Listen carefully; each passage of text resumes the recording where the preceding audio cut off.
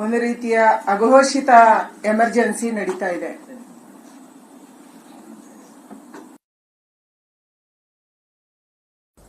ಸಿದ್ದರಾಮಯ್ಯನವರು ಮುಖ್ಯಮಂತ್ರಿ ಆದ ಮೇಲೆ ಹಿಟ್ಲರ್ ಆಗಿದ್ದಾರೆ.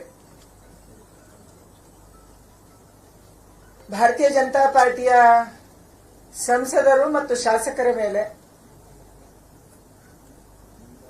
ನಿರಂತರವಾಗಿ ಎಫ್ಐಆರ್ಗಳು ದಾಖಲಾಗ್ತಾ ಇದ್ದಾವೆ. ರಾಜ್ಯದ ಇತಿಹಾಸದಲ್ಲಿ ಮೊದಲ ಬಾರಿಗೆ ವಿರೋಧ ಪಕ್ಷದ ನಾಯಕನ ಮೇಲೆ ಎಫ್ಐಆರ್ ದಾಖಲಾಗುತ್ತೆ. ಕೇಂದ್ರದ ಸಚಿವರ ಮೇಲೆ ಎಫ್ಐಆರ್ ದಾಖಲಾಯಿತು.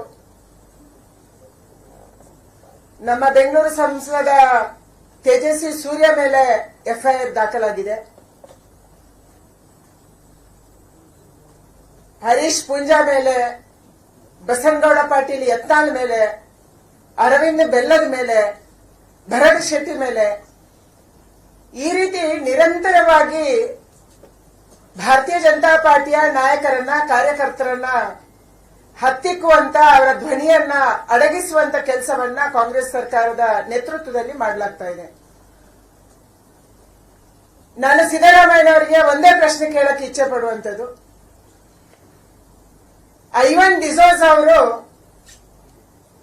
ಬಾಂಗ್ಲಾ ಮಾದರಿಯಲ್ಲಿ ರಾಜ್ಯಪಾಲರನ್ನ ಓಡಿಸ್ತೀವಿ ಅಂತ ಹೇಳಿದ್ರು. ನಮ್ಮ ಮಂಗಳೂರಿನ ಜನ, ಕಾರ್ಯಕರ್ತರು ದಿನಾ ಪೊಲೀಸ್ ಸ್ಟೇಷನ್ಗೆ ಹೋಗ್ತಾ ಇದ್ದಾರೆ, ಕಂಪ್ಲೇಂಟ್ ಕೊಡ್ತಾ ಇದ್ದಾರೆ. ಆದ್ರೆ ಕಂಪ್ಲೇಂಟ್ ಅನ್ನ ಇವತ್ತಿನ ತನಕ ತಗೊಂಡಿಲ್ಲ. ಅವರ ಮೇಲೆ ಎಫ್ಐಆರ್ ದಾಖಲಾಗಲ್ಲ. ಅತ್ಯಂತ ಪ್ರಾಮಾಣಿಕ ಅಧಿಕಾರಿ ಪರಶುರಾಮ ಆತ್ಮಹತ್ಯೆಯನ್ನ ಮಾಡಿಕೊಂಡ್ರು. ಕಾಂಗ್ರೆಸ್ಸಿನ ಎಂಎಲ್ಎ ಮತ್ತು ಎಂಎಲ್ಎಯ ಮಗ ಸೇರಿ ನಂಗೆ ಹಣದ ಆಮಿಷವನ್ನ ಒಡ್ಡಿದ್ರು, ಹಣವನ್ನ ಕೇಳಿದ್ರು. ಅದಕ್ಕಾಗಿ ನನ್ನ ಹತ್ರ ಕೊಡಕ್ಕೆ ಶಕ್ತಿ ಇಲ್ಲ, ನಂಗೆ ಹಿಂಸೆ ಕೊಡ್ತಾ ಇದ್ದಾರೆ, ಈ ಕಾರಣಕ್ಕಾಗಿ ನಾನು ಸಾಯ್ತೀನಿ ಅಂತ ಹೇಳಿ ಸತ್ರು. ಅವರ ಮೇಲೆ ಎಫ್ಐಆರ್ ದಾಖಲು ಮಾಡಕ್ಕೆ ಹಿಂದೆ ಮುಂದೆ ನೋಡಿದ್ರಿ.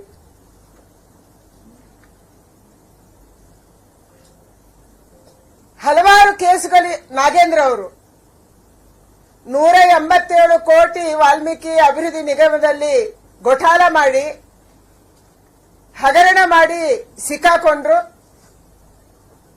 ನೀವು ಎಸ್ಐಟಿಯನ್ನ ರಚನೆ ಮಾಡಿದ್ರಿ. ಎಸ್ಐಟಿಯ ರಿಪೋರ್ಟ್ ಅನ್ನ ಓದಿದ್ದೀರಾ ಸಿದ್ದರಾಮಯ್ಯನವರೇ? ಆ ರಿಪೋರ್ಟ್ ಅಲ್ಲಿ ಇವತ್ತು ಎಸ್ಐಟಿ ಮಾಡಿದಂತ ರಿಪೋರ್ಟ್ ಅಲ್ಲಿ ನಾಗೇಂದ್ರ ಅವರ ಹೆಸರೇ ಇಲ್ಲ. ಅವರ ಅಪರಾಧಿನೇ ಅಲ್ಲ. ಕರ್ನಾಟಕ ರಾಜ್ಯವನ್ನ ನೀವೇನ್ ಮಾಡಕ್ಕೆ ಹೊರಟಿದ್ದೀರಿ? ನಾಗಮಂಗಲದಲ್ಲಿ ಘಟನೆ ನಡೆಯಿತು. ದೇಶದ ಇತಿಹಾಸದಲ್ಲಿ ಮೊದಲ ಬಾರಿಗೆ ಕರ್ನಾಟಕದಲ್ಲಿ ಗಣೇಶ ಚತುರ್ಥಿಯ ಸಂದರ್ಭದಲ್ಲಿ ಗಣೇಶನನ್ನ ಪೊಲೀಸ್ ವ್ಯಾನ್ ಅಲ್ಲಿ ಕರ್ಕೊಂಡೋಗಿ ವಿಸರ್ಜನೆ ಮಾಡುವಂತ ಘಟನೆ ಇನ್ನೆಂದೂ ದೇಶದಲ್ಲಿ ನಡೆದಿಲ್ಲ. ಮೊದಲ ಬಾರಿಗೆ ಕರ್ನಾಟಕದಲ್ಲಿ ನಡೆದಿದೆ. ಯಾಕಾಗಿ? ನಾಗಮಂಗಲದ ಗಣಪತಿಗೆ ನೀವು ಚಪ್ಪಲ್ ಬಿಸಾಡಕ್ಕೆ ಬಿಟ್ರಿ, ಕಲ್ಲುಗಳನ್ನು ಎಸೆದ್ರು, ಮೂರ್ತಿ ಭಗ್ನ ಆಯಿತು, ಮೂರ್ತಿಯನ್ನು ಅಲ್ಲೇ ಬಿಟ್ಟು ಓಡಿದ್ರು, 25 ಅಂಗಡಿಗಳನ್ನ ಸುಟ್ಟು ಹಾಕಿದ್ರು. ಆ ಜನ ಯಾರು? ನಾಗಮಂಗಲದ ಜನಕ್ಕೆ ಆ ಧೈರ್ಯ ಹೇಗ್ ಬಂತು? ಇವತ್ತು ಇರುವಂತ ವರದಿಯ ಪ್ರಕಾರ ಕೇರಳದಿಂದ ಬಂದಿದ್ದಾರೆ ಅಂತ ಹೇಳ್ತಾ ಇದ್ದಾರೆ. ಅವ್ರು ಯಾರು? ಅವ್ರು ಹೇಗ್ ಬಂದ್ರು? ಯಾಕೆ ಬಂದ್ರು? ಇವತ್ತು ನಾಗಮಂಗಲದ ಕೇಸನ್ನ ಕೂಡ ನೀವು ಮುಚ್ಚಿ ಹಾಕಿದ್ದೀರಿ. ನಿಮ್ಮ ಪೊಲೀಸರು ಇದೊಂದು ಘಟನೆನೇ ಅಲ್ಲ ಅನ್ನುವಂತ ರೀತಿಯಲ್ಲಿ ಆ ತನಿಖೆಯನ್ನ ಕ್ಲೋಸ್ ಮಾಡಿದ್ದಾರೆ. ಪರಮೇಶ್ವರ್ ಅವರು ಹೇಳ್ತಾರೆ ಇದೊಂದು ಚಿಕ್ಕ ಘಟನೆ. ಯಾವ್ದು ಚಿಕ್ಕ ಘಟನೆ ಪರಮೇಶ್ವರ್ ಅವರೇ? 25 ಅಂಗಡಿಗಳನ್ನ ಸುಟ್ಟಿರುವಂತದ್ದು ಚಿಕ್ಕ ಘಟನೆನಾ?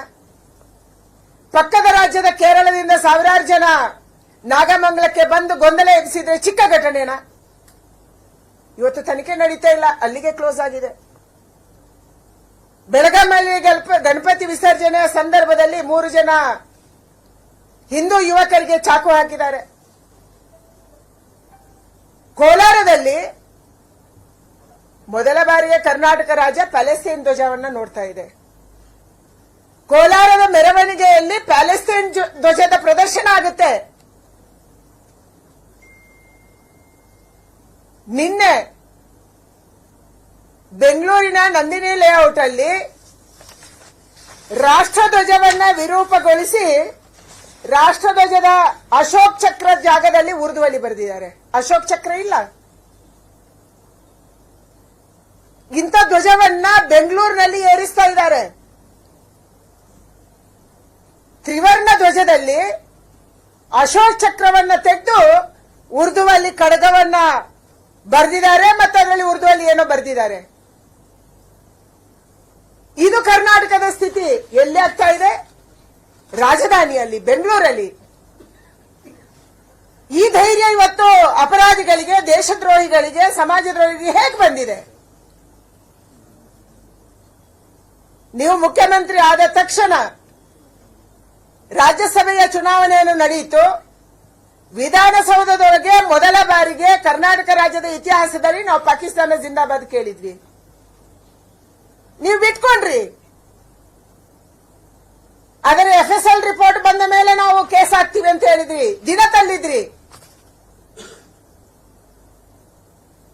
ಶಿವಮೊಗ್ಗದಲ್ಲಿ ಯಾವ ಔರಂಗಜೇಬು ಹಿಂದೂಗಳನ್ನ ಕಗ್ಗೊಲೆ ಮಾಡಿದ ಆ ದೊಡ್ಡ ಖಡ್ಗದ, ರಕ್ತ ಸಿಕ್ತ ಖಡ್ಗದ ಪ್ರದರ್ಶನ ಮಾಡ್ತಾರೆ.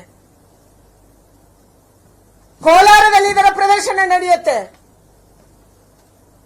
ಟಿಪ್ಪುವನ್ನ ವೈಭವೀಕರಣ ಮಾಡೋದು ಮಾಡ್ತಾ ಇದ್ದಾರೆ. ಯಾವುದೇ ಕ್ರಮ ಕೈಗೊಳ್ತಾ ಇಲ್ಲ. ಯಾವ ಹುಡುಗ ಹನುಮಾನ್ ಚಾಲೀಸವನ್ನ ಚಿಕ್ಕಪೇಟೆಯಲ್ಲಿ ಹಾಕೊಂಡಿದ್ದ, ಅವನ ಮೇಲೆ ಹಲ್ಲೆ ನಡೆಯುತ್ತೆ. ಕೇಳಕ್ಕೆ ಹೋದ ನಮ್ಮ ಮೇಲೆ ಕೇಸ್ ಹಾಕಿದ್ರಿ ನೀವು.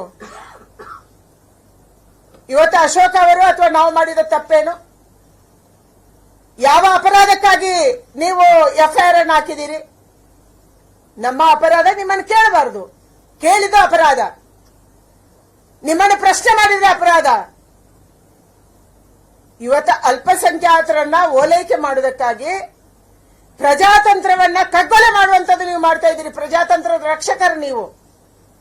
ಮೊನ್ನೆ ಭಾನುವಾರ ರಾಜ್ಯದಾದ್ಯಂತ ಸಂವಿಧಾನವನ್ನ ರಕ್ಷಣೆ ಮಾಡಬೇಕು ಅಂತ ಶಾಲೆ ಮತ್ತು ಕಾಲೇಜು ಮಕ್ಕಳನ್ನ ಮಾನವ ಸರಪಳಿ ಮಾಡಿದ್ರಿ. ಯಾವ ಪುರುಷಾರ್ಥಕ್ಕೆ? ಜನ ಬರಲಿಲ್ಲ. ಮನೆಯಿಂದ ಮನೆಗೆ ಹೋಗಿದ್ದಂತ ಮಕ್ಕಳನ್ನ ಕರ್ಕೊಂಡು ಬಂದು ರಸ್ತೆ ತುಂಬಾ ನಿಲ್ಸಿದ್ರಿ, ಆ ಬಿಸಿಲಲ್ಲಿ ನಿಲ್ಸಿದ್ರಿ. 100 ಫೋನ್ ಬಂತು ನಮ್ಗೆ, ಮೇಡಮ್ ನಮ್ಮ ಮಕ್ಕಳನ್ನ ಬಿಸಿಲಲ್ಲಿ ನಿಲ್ಸಿದ್ದಾರೆ. ಯಾವ ಸಂವಿಧಾನದ ರಕ್ಷಣೆ ಮಾಡಕ್ಕೆ ಹೊರಟಿದ್ದೀರಿ ನೀವು?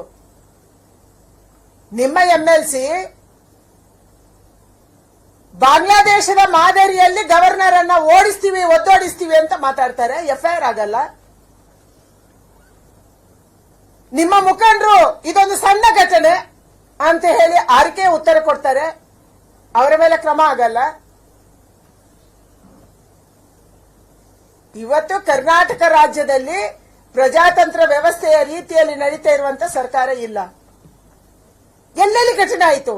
ಮೈಸೂರಲ್ಲಿ ಅದೇ ರೀತಿಯ ಮೆರವಣಿಗೆ, ಬೆಂಗಳೂರಲ್ಲಿ ಅದೇ ರೀತಿಯ ಮೆರವಣಿಗೆ, ಶಿವಮೊಗ್ಗದಲ್ಲಿ, ಚಿತ್ರದುರ್ಗದಲ್ಲಿ, ಕೋಲಾರದಲ್ಲಿ, ಬೆಳಗಾಮಲ್ಲಿ ಯಾರು ಯಾವ ಘೋಷಣೆ ಬೇಕಾದ್ರೂ ಹಾಕ್ಬೋದು. ಮೊನ್ನೆ ಮೈಸೂರಲ್ಲಿ ನಿಮ್ಮ ಕಾಲ್ಬುಡದಲ್ಲಿ, ನಿಮ್ಮ ಜಿಲ್ಲೆಯಲ್ಲಿ ಪಾಕಿಸ್ತಾನ ಜಿಂದಾಬಾದ್ ಅಂತ ಹೇಳಿದ್ದಾರೆ. ಮೊನ್ನೆ ಸೋಮವಾರ ನಡೆದಂತ ಮೊಹರಮ್ಮಿನ ಮೆರವಣಿಗೆಯಲ್ಲಿ, ಈದ್ ಮಿಲಾದಿನ ಮೆರವಣಿಗೆಯಲ್ಲಿ ಪಾಕಿಸ್ತಾನ ಜಿಂದಾಬಾದ್ ಅಂತಾರೆ. ಅಂದ್ರೆ ನೀವು ಸಡಿಲ ಕೊಟ್ಟಿರೋದಕ್ಕೆ, ನೀವು ಓಲೈಕೆ ರಾಜಕಾರಣ ಮಾಡುವುದಕ್ಕೆ ಇವತ್ತು ಕರ್ನಾಟಕ ರಾಜ್ಯದ ಬಹುಸಂಖ್ಯಾತರನ್ನ, ಹಿಂದೂಗಳನ್ನ ನೀವು ಬಲಿಪಶು ಮಾಡ್ತಾ ಇದ್ದೀರಿ.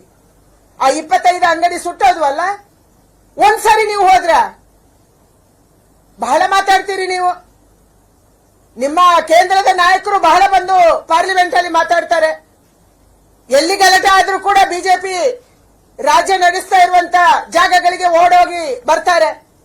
ಕನಿಷ್ಠ ಪಕ್ಷ ಅವರು ಬರುದು ಬೇಡಪ್ಪ, ಬಹಳ ದೂರದಲ್ಲಿದ್ದಾರೆ, ಅಮೆರಿಕದಲ್ಲಿ ಇರ್ಬೇಕು ಅವರು. ನೀವು ಹೋಗ್ಬೇಕಿತ್ತಲ್ಲ ಬೆಂಗಳೂರಲ್ಲಿ. ನಿಮ್ಮ ಮೈಸೂರಿಂದ ನಮ್ಮ ಬೆಂಗಳೂರಿಂದ ಎಷ್ಟು ದೂರ ಇದೆ ನಾಗಮಂಗಲ, ಯಾಕೆ ಹೋಗಿಲ್ಲ?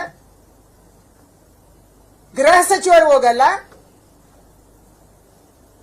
ಮುಖ್ಯಮಂತ್ರಿಗಳು ಹೋಗಲ್ಲ ಅಂದ್ರೆ ಹಿಂದೂಗಳಿಗೆ ಮಾನ ಮರ್ಯಾದೆ ಇಲ್ಲ, ಹಿಂದೂಗಳ ಜೀವಕ್ಕೆ ಬೆಲೆ ಇಲ್ಲ, ಹಿಂದೂಗಳ ದೇವರಿಗೆ ಬೆಲೆ ಇಲ್ಲ.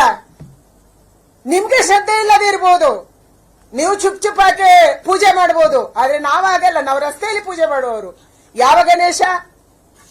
ಸ್ವಾತಂತ್ರ್ಯಕ್ಕೆ ಪ್ರೇರಣೆ ಕೊಟ್ಟಂತ ಗಣೇಶನಿಗೆ ನಾವು ಪೂಜೆ ಮಾಡ್ತಿದ್ದೀವಿ, ಬೀದಿ ಬೀದಿಯಲ್ಲಿ ಮಾಡ್ತೀವಿ.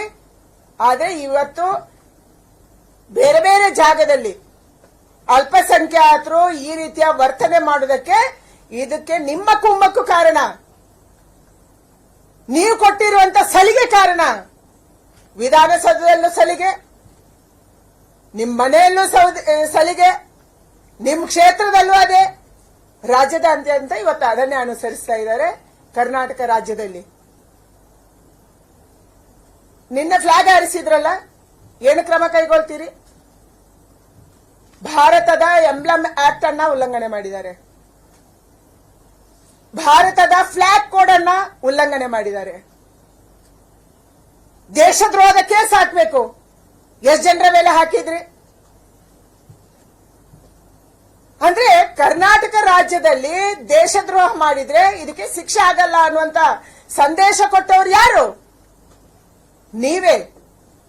ಯಾವ ಪಾಪ್ಯುಲರ್ ಫ್ರಂಟ್ ಆಫ್ ಇಂಡಿಯಾ ಇತ್ತು, ನಾವು ಸಾರಿ ಹೇಳಿದ್ವಿ, ಪಾಪ್ಯುಲರ್ ಫ್ರಂಟ್ ಆಫ್ ಇಂಡಿಯಾದವರೇ ನಮ್ಮ ಹಿಂದೂ ಯುವಕರ ಹತ್ಯೆ ಮಾಡ್ತಾ ಇದ್ದಾರೆ ಹೇಳಿದ್ವಿ ನಾವು. ನೀವೇನ್ ಮಾಡಿದ್ರಿ?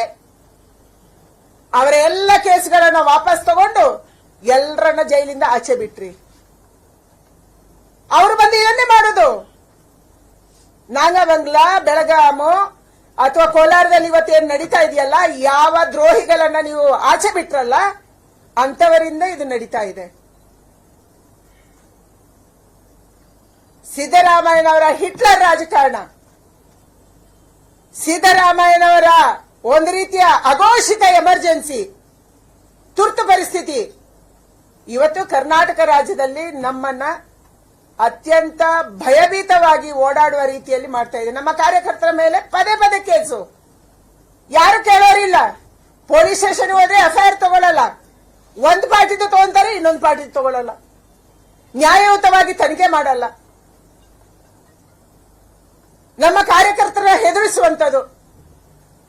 ನೀವು ಯಾವುದೇ ಕೆಲಸಕ್ಕೆ ಆಚೆ ಬಂದ್ರೆ ಎಫ್ಐಆರ್ ಹಾಕ್ತೀವಿ, ಅರೆಸ್ಟ್ ಮಾಡ್ತೀವಿ, ಪೊಲೀಸ್ ಸ್ಟೇಷನ್ ಅಲ್ಲಿ ಕೂರಿಸ್ತೀವಿ, ಜೈಲು ಕಳಿಸ್ತೀವಿ. ಇದು ಇವತ್ತು ಸಿದ್ದರಾಮಯ್ಯನವರ ಆಡಳಿತ. ಅದಕ್ಕಾಗಿ ನಾನು ಆಗ್ರಹ ಮಾಡ್ತೀನಿ, ಇಂಥ ಮಾನಸಿಕತೆಯನ್ನು ಬಿಟ್ಬಿಡಿ. ನಾವು ಹೆದರಿ ಓಡೋಗೋರಲ್ಲ. ನೀವು 100 ಎಫ್ಐಆರ್ ಹಾಕಿ, ನಾವು ಯಾವ ಎಫ್ಐಆರ್ಗೆ ಹೆದರಲ್ಲ. ಹನುಮಾನ ಚಾಲೀಸಕ್ಕೆ ನಾವು ಹೋಗಿ ಪ್ರತಿಭಟನೆಗೆ ಹೋದ್ರೆ ಅದಕ್ಕೆ ಎಫ್ಐಆರ್ ಹಾಕಿದ್ರಿ. ಇಲ್ಲಿ ಮಾತ್ರ ಅಲ್ಲ, ನಿಮ್ಮ ಪಾರ್ಟ್ನರ್ ಅಲ್ಲಿನೂ ಹಾಕಿದ್ರು, ಚೆನ್ನೈನಲ್ಲಿ. ಸಾರಿ ಕೇಳಕ್ ಹೇಳಿದ್ರು ಕೋರ್ಟ್ ಅಲ್ಲಿ.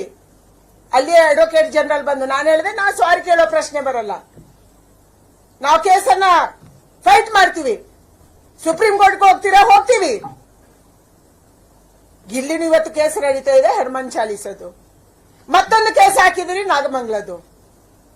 ನಾವ್ ಹೆದರಿ ಓಡಿ ಹೋಗಲ್ಲ ಸಿದ್ದರಾಮಯ್ಯನವರೇ. ನಾವು ಹೋರಾಟ ಮಾಡ್ಕೊಂಡು ಬಂದಂತವರು. ನಮ್ಮ ಯಾವುದೇ ಶಾಸಕರ ಮೇಲೆ, ಯಾವುದೇ ಕಾರ್ಯಕರ್ತರ ಮೇಲೆ ನೀವು ಕೇಸ್ ಹಾಕಿದ್ರು ನಾವು ಸುಮ್ಮನೆ ಇರಲ್ಲ, ಹೋರಾಟ ಮಾಡೋರೆ.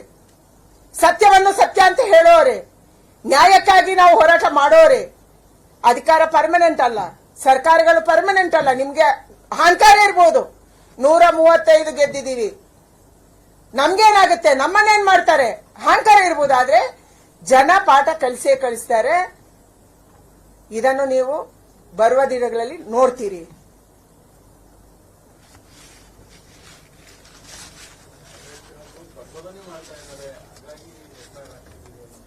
ಯಾವ ಪ್ರಚೋದನೆ? ನಮ್ಮ ಗಣಪತಿಯನ್ನ ನೀವು ವ್ಯಾನ್ ಅಲ್ಲಿ ಕರ್ಕೊಂಡೋಗಿ ಅವರನ್ನ ಅರೆಸ್ಟ್ ಮಾಡಿದಂತೆ ಕರ್ಕೊಂಡೋಗಿ ವಿಸರ್ಜನೆ ಮಾಡಿದ್ದೇವೆ ಅಂತ ಹೇಳಿದ್ದನ್ನ ಪ್ರಚೋದನೆ ಆಗತ್ತಾ?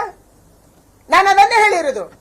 ನಮ್ಮ ಗಣಪತಿ ಮೊದಲ ಬಾರಿಗೆ ಕರ್ನಾಟಕದಲ್ಲಿ ನಮ್ಮ ಗಣಪತಿ ಅರೆಸ್ಟ್ ಆಗಿದ್ದಾನೆ ಹೇಳಿದೀವಿ. ಇದು ಪ್ರಚೋದನೆನಾ? ನೀವು ಮಾಡಿ ತೋರಿಸಿ. ನಿಮ್ಮ ಪೊಲೀಸ್ ಎತ್ಕೊಂಡು ಹೋಗ್ತಾ ಇದ್ದಾರೆ. ನೀವು ಜನರಿಂದ ಮಾಡಿಸ್ಬೇಕಿತ್ತಲ್ಲ, ನಿಮ್ಗೆ ಧೈರ್ಯ ಇದ್ರೆ. ಅಲ್ಲಿ ಭಕ್ತರು ಆ ಗಣಪತಿಯನ್ನು ಇಟ್ಟಿದ್ರು, ಪೂಜೆ ಮಾಡಿದ್ರು, ಅವರಿಂದ ಮಾಡಿಸ್ಬೇಕಿತ್ತು. ನಿಮ್ ಸರ್ಕಾರಕ್ಕೆ ಅಷ್ಟು ತಾಕತ್ತಿಲ್ಲ ಅಂದ್ರೆ ನಿಮ್ಮ ಪೊಲೀಸ್ ಅದನ್ನು ಎತ್ಕೊಂಡು ಹೋಗ್ತಾನೆ, ವ್ಯಾನ್ ಅಲ್ಲಿ, ಪೊಲೀಸ್ ವ್ಯಾನ್ ಅಲ್ಲಿ ಕೂಡಿಸ್ತಾನೆ, ಅವನು ತಗೊಂಡೋಗಿ ವಿಸರ್ಜನೆ ಮಾಡ್ತಾನೆ ಅಂದ್ರೆ ಏನ್ ನಡೀತಿದೆ? ಇದು ಪ್ರಚೋದನೆನಾ?